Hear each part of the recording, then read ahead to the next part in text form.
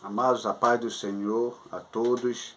Eu sou o professor Johnny e se você gosta do que nós colocamos aqui neste canal, se inscreva, porque a nossa única intenção é ensinar a palavra do Senhor e fazer com que as pessoas venham a entender o grande mistério da salvação.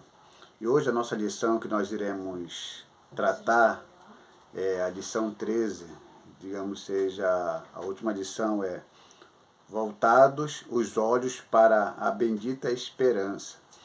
Sabemos que todos nós que aceitamos a Cristo, nós temos uma promessa de Deus, uma promessa de Jesus Cristo, que Ele disse que um dia Ele voltaria, Ele iria para um lugar e prepararia este lugar e depois voltaria e nós estaríamos com Ele. Isso é uma promessa e automaticamente eu tenho que afirmar que essa crença na vinda de Jesus é pela fé. A pessoa que não tem nenhum contato com a palavra do Senhor, dificilmente ou facilmente vai aceitar que isso seja verdade. Mas nós cremos que realmente Ele voltará e levará a sua igreja, ou seja, a igreja invisível, aqueles que são realmente fiéis ao Senhor e não totalmente a igreja visível, porque a igreja visível são aquelas pessoas que nós conseguimos ver, mas não conseguimos saber o que há no seu interior. Mas Deus sabe quem é e quem não é.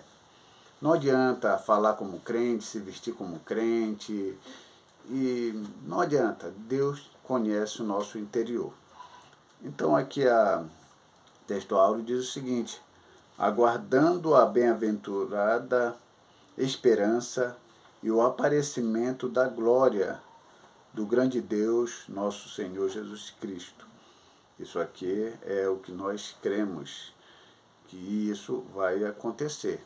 Sei, eu admito e reconheço que nos nossos dias tem muitos teólogos que não acreditam mais na volta de Cristo. Infelizmente, existem alguns pastores que não creem mais na volta de Cristo. Não creem mais que Jesus vai voltar e vai levar a sua igreja. Isso é o pensamento de cada um, mas nós vamos pela palavra. Eu sei que, do ponto de vista humano, isso é impossível, mas pela fé e sabendo do que Deus pode fazer, eu creio sim que Ele voltará. A introdução diz o seguinte: a expressão bendita esperança se refere à segunda vinda de Cristo, que é a esperança da igreja desde que Jesus retornou aos céus. Então essa é a nossa esperança, de que um dia Ele vai voltar. E quando fala bendita esperança, é porque a palavra bem-aventurado quer dizer alegre, feliz. Isso no grego. Quando você joga a palavra bem-aventurança já para o latim, é abençoado. Então, bendita esperança, abençoada esperança, que logo acontecerá. Porque quando falamos de esperança, vem do verbo esperar. Também pode ser, não do verbo esperar, mas esperançoso realmente, de que realmente ele venha e acabe com todo o sofrimento da humanidade na Terra. Essa é a nossa esperança. E para isso você precisa estar esperando, você precisa estar pronto, vigilante, para que quando ele chegar, te encontre digno de receber dele essa bênção. Então o tópico 1 fala assim: breve o Senhor virá. Breve o Senhor virá. E o tópico 1, subtópico 1 diz o seguinte: a vinda de Cristo. Olha o que o autor escreveu aqui. A segunda vinda de Cristo é uma verdade ensinada na Bíblia inteira com abundância de detalhes nos evangelhos e nas epístolas. Jesus um dia voltará. E aqui embaixo fala o seguinte: há diversas interpretações sobre o tema que fogem ao escopo da presente lição. Escopo quer dizer objetivo. Mais um parágrafo aqui. Quando o Senhor Jesus ascendeu aos céus, os varões de branco disseram que ele virá da mesma maneira que subiu. Esse cenário é de sua vinda em glória e não do arrebatamento da igreja. Então o autor está dando aqui uma explicação. Porque existe uma vinda de Jesus que é o arrebatamento da igreja. E no abrir e fechar de olhos nós seremos arrebatados. Uma vez que nós fomos arrebatados, isso é o que creem a Assembleia de Deus e a maioria das igrejas pentecostais. Quando nós formos arrebatados, aí começará a grande tribulação. E lá no meio da grande tribulação, quando o povo de Israel estiver em situação difícil, isso é um estudo de escatologia, a gente não vai se aprofundar sobre essa questão aqui, e eles estiverem acurralados pelas nações, e aí Jesus virá em poder, em glória, e todo olho verá. Então, ele, segundo o autor aqui, diz que quando os varões disseram que da maneira como ele estava subindo ele iria descer, e que todo olho verá, estava se tratando realmente da grande tribulação, e não do arrebatamento da igreja, que será no abrir e fechar de olhos. Isso vai ser um dia extremamente esplêndido, um dia que vai chamar a atenção de toda a humanidade. Subtópico 2, uma promessa de Jesus. Promessa de Jesus. Não é uma promessa de um homem, de um político, porque um político promete e não cumpre, mas quando Jesus promete, ele cumpre. E tudo que Jesus falou, ele não mentiu. Não é à toa que ele usou aquela expressão, em verdade vos digo. Ele usou muito essa expressão, porque quando nós falamos, o que significa a palavra amém? Alguém vai me responder, assim seja, certamente. O que mais? Afirmando algo, o que mais? Aí que entra a grande questão, que a palavra amém é uma palavra hebraica que significa verdade. Então quando Jesus falava em verdade vos digo, ele estava dizendo amém, amém. Ou seja, ele confirmava 2 vezes que aquilo que ele estava falando era verdade e que aquilo que ele estava falando ele ia cumprir. Então é por esse motivo que o crente hoje em dia, quando disser amém, você tem que cumprir. Porque você está afirmando. Se você afirma algo e não cumpre, você é mentiroso. Então, quando Jesus promete uma coisa, ele cumpre. E outra coisa, quando Deus promete alguma coisa, ele não fica em dívida com quem ele prometeu. Não. Se Deus me prometeu algo, ele não fica em dívida comigo. Porque quando eu prometo algo para você, automaticamente eu fico em dívida com você. Porque eu prometi, eu posso cumprir ou não cumprir. Mas quando Deus promete, ele é fiel. Ele é fiel para cumprir aquilo que prometeu. Então ele não está devendo nada a ninguém. Se ele te prometeu, ele vai cumprir o que ele prometeu. E essa é a grande questão da fidelidade de Deus. Olha o que diz um parágrafo aqui. Mas parece que antes do Pentecoste, os discípulos ainda não tinham uma compreensão exata dessa vinda, pelo que se pode observar na pergunta dos discípulos: Senhor, restaurarás tu neste tempo o reino de Israel? Talvez estivesse ainda pensando num reino físico, político, que era o pensamento dominante em Israel. Ok, o que acontece aqui é o seguinte: todos os messias que apareceram lá no Antigo Testamento foram pessoas que vieram para a guerra e fizeram guerra, e aí houve o que? A libertação do povo de Israel de uma nação inimiga. Porque Messias é o ungido, é o escolhido, e ele já vinha com essas características de um poder político para fazer guerra. Só que surge um Messias no Novo Testamento, que nós conhecemos como Jesus. Jesus é o nome pessoal e Cristo é um acréscimo sendo atribuído a ele que ele é o Messias. Não seria, ele é o Messias, segundo eu creio. Só que os discípulos achavam que ele poderia fazer guerra, criar um tipo de revolução e assim por diante. Mas não era nada disso. Jesus tinha outros pensamentos. E tem um parágrafo aqui que é bem interessante. Mas Jesus os corrige por duas razões principais. O dia e a hora dessa bendita esperança, exclusividade do Pai, está fora do radar humano. E a restauração do reino de Deus não é só para Israel, mas para todo o povo. Então, duas coisas, eu já vou deixar claro, né? Eu não vou fazer nada de guerra aqui. Eu não vou fazer nada de revolução. Não vim aqui para fazer o que os outros fizeram. Eu vim aqui para pregar o reino de Deus. Trazer o reino de Deus para a terra. Primeira coisa. Quando isso vai acontecer, ninguém sabe. Então, não adianta as tentativas de se fazer cálculos matemáticos sobre datas não vai se encaixar na vinda de Jesus nem no fim do mundo. E outra coisa, Jesus queria deixar claro. Embora a nação de Israel fosse escolhida como uma nação de canal de bênção para todas as nações, que as nações tinham que vir a Israel, isso aí também não estava mais sendo levado aos extremos, como era o pensamento do povo judeu. Mas sim, Jesus veio para todos, tanto para os judeus como para os gentios. Então essa é a oportunidade de você reconhecer Jesus Cristo. Porque o texto é bem claro nos evangelhos de João. Ele veio para os seus, mas os seus não receberam, mas todos quanto receberam, deu-lhes o poder de serem chamados filhos de Deus. Então, eu e você somos filhos de Deus por adoção. E o ímpio é o quê?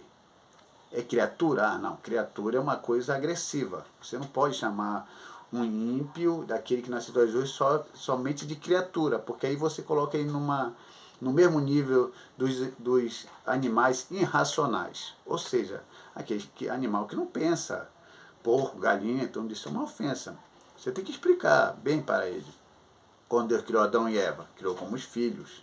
Quando eles pecaram, deixaram de ser filhos? Não, continuaram sendo filhos, embora pecadores, mas filhos por criação. Então todos aqueles que não aceitaram a Cristo são filhos por criação.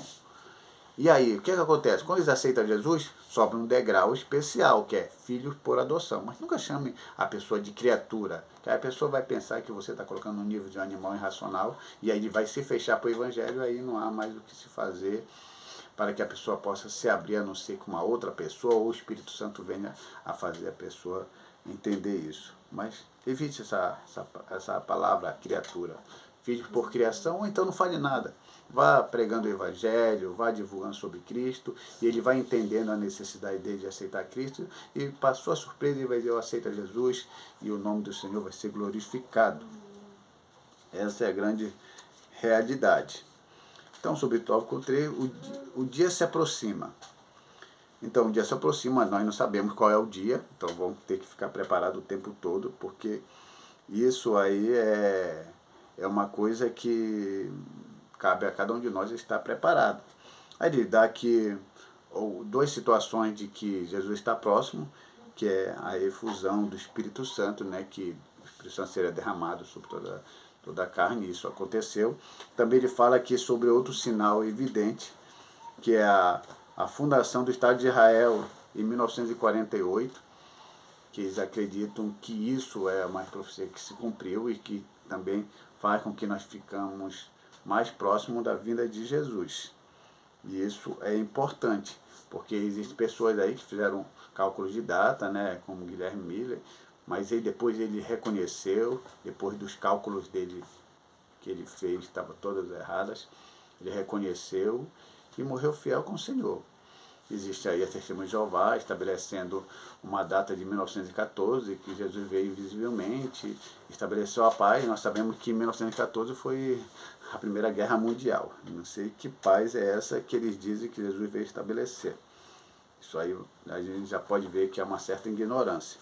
Eles ignoram o que Jesus diz, que ninguém sabe o dia nem a hora, mas eles sabem, né? Fazer o quê? Não sei de onde eles descobriram. Tópico 2. A necessidade da vigilância. A vigilância se faz necessária porque ninguém sabe o dia da sua vinda ou a vinda de Jesus. Ninguém sabe. Devemos permanecer acordados, atentos no cuidado de nós não afastarmos de Jesus. Então a vigilância ela é importante. Você tem que ficar pronto, atento, vendo os acontecimentos. E aqui o tópico 1 fala exortação e vigilância. Vigiai, pois, porque não sabeis e que horas há de vir o vosso Senhor. Então nós não sabemos. Vai ser uma coisa repentina, é uma coisa iminente, é um acontecimento que vai pegar muita gente de surpresa, então é muito bom ficar preparado. Mas quando eu ficar preparado, é ficar preparado não no sentido de como as pessoas querem interpretar. Você já viu aquele caso lá das 10 virgens? Ali é uma preparação. Mas só que o único erro ali é em relação ao azeite. Certo que o Espírito Santo significa o azeite. É o azeite, sim, o Espírito Santo é um símbolo. O azeite é um símbolo do Espírito Santo. Mas ali não pode pegar aquele azeite como símbolo do Espírito Santo. Porque aí a gente vai entrar naquela contradição. Se o azeite era o Espírito Santo não pode ser vendido. O Espírito Santo não pode ser dividido. E os compradores e os vendedores de azeite que tinham azeite para dar e para vender que ficaram fora. E aquelas que vieram com azeite, bateram e não entraram, quer dizer que o Espírito Santo vai ficar lá de fora. Então, é bom pensar sobre isso. O Espírito Santo não pode ser vendido, como eles querem vender. O Espírito Santo não pode ser dividido, como pode ser dividido. E também os compradores de azeite também ficaram para lá de fora. Então aquele texto no azeite sobre o Espírito Santo não se encaixa assim numa preparação. A pessoa se prepara para a volta de Jesus. Isso é importante. E aqui, aproveitando esse momento, eu vou deixar aqui no link para vocês. E aproveitando esse momento é que, a pedido de alunos, eu escrevi esse livro aqui, para estudo. É um trabalho organizado. O que você precisa saber para responder com sabedoria. Temas teológicos. Esse é uma dessas explicações que eu estou falando aqui sobre o azeite lá das 10 virgens, que não é Espírito Santo, está aqui também nesse livro. E esse é um assunto bem interessante. Se você estiver interessado em adquirir ele está na venda lá no Clube dos Autores, está lá no Livrorama. E eu vou deixar o link aqui embaixo, aí você, se você se interessar, é um livro de 544 folhas. Vai te ajudar muito no seu ministério. Ajude. É bom para o seu crescimento teológico e espiritual. Isso é bom para você. Vou deixar o link aí embaixo, você clica lá, vai ser direcionado lá para as plataformas onde vende o livro e lá você dá o seu endereço e você vê qual é a melhor forma de pagamento lá e que Deus te abençoe. Então, o dia e a hora ninguém sabe, porque isso é algo que está relacionado só a Deus. Aí, dentro dessa espera, e esse aqui é o subtópico 2, do tópico 2, subtópico 2, diz assim, os alarmes falsos. Os alarmes falsos é quando, dentro dessas condições, aparecem os falsos profetas, querendo ensinar e falando coisas que a Bíblia não fala. É por esse motivo que você tem que ler a Bíblia, tem que estudar a Bíblia, porque quando chegar essas pessoas querendo ensinar algo errado sobre a palavra, você fala, olha, a palavra está falando exatamente assim. E tirar essas pessoas de rota, ou seja, fazer com que elas se calem, porque elas não pregam a Bíblia, elas pregam a placa da igreja dela. Digamos, Testemunho de Jeová. Testemunho de Jeová não prega a Bíblia. A Testemunho de Jeová prega o que a torre de vigia manda para eles. Se a torre de vigia disser para eles, isso aqui é proibido, eles começam a dizer que é proibido. Se a torre de vigia liberar, eles começam a liberar também. Se a torre de vigia dizer, isso aqui não é mais pecado, eles acreditam que não é mais pecado. Eu tenho aí, você pode ler aí um dos meus vídeos aí falando sobre a transfusão de sangue, que outras proibição sobre a transplante, córnea e até vacinação foram proibidos e depois foram liberados e eles fizeram vista grossa e continuaram a vida deles normalmente. Porque é assim que eles agem. Fazer o quê? Então a gente tem que estudar para manejar bem a palavra da verdade. E o tópico terceiro aqui, vivendo com fidelidade. Olha, fidelidade, isso é muito importante. Olha, definição de fidelidade. Fidelidade é a qualidade de ser cheio de fé, característica do que é fiel e lealdade. Seja o Senhor entre nós testemunha de verdade e fidelidade. Sejamos fiel ao Senhor em todas as nossas ações. Sabemos que quando estamos aqui no mundo, e as obras da carne é algo que está muito relacionado ao ser humano, porque o nosso inimigo número um não é o diabo. Esse não é o diabo. O nosso inimigo número um não é o mundo.